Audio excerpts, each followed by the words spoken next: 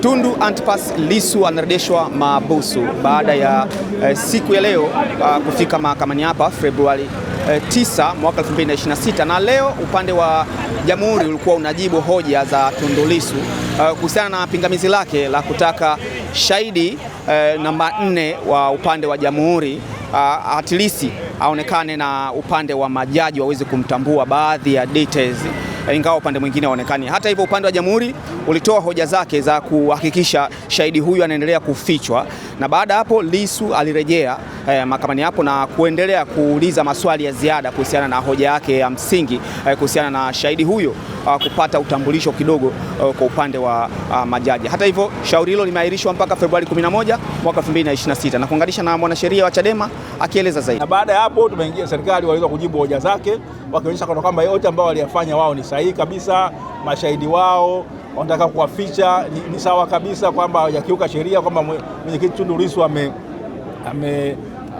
hajaelewa vizuri sheria, amechanganya mambo, lakini mwisho wa siku ameweza kuwajibu hoja zao na kuonyesha kwamba ile amri ya Jaji Mtembwa haikusema kwamba wafichwe katika kiboksi, ilisema utambulisho wao tu wa majina ndio ambao ufichwe. Kanuni ziko wazi kabisa kwamba sheria inapotumika isiathiri haki ya mtu kufanya nini, kusikilizwa kwa usawa, na vile vile ni kwamba mashahidi hao kinga ambazo ziliombwa sio zile ambazo sasa hizo wanazitaka. Ile box la pale mahakamani iliyoko pale, majaji hawawezi wakamuona huyo shahidi.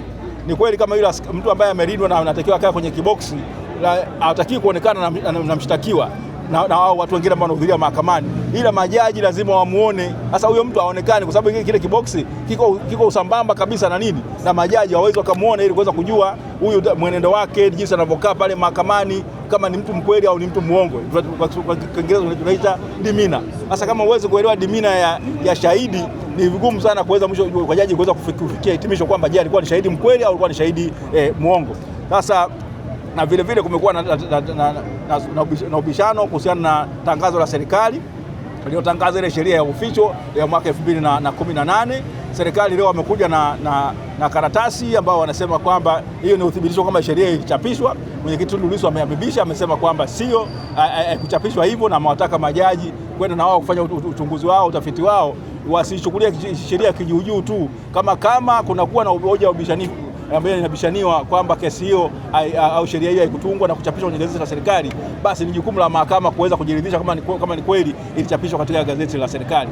Kwa hiyo kesi imeahirishwa hadi tarehe 11 saa 3 asubuhi ya mwezi huu, baada ya majaji wameomba wapate muda wa kuweza kutoa uamuzi kutokana na hizo hoja ambazo zilibishaniwa.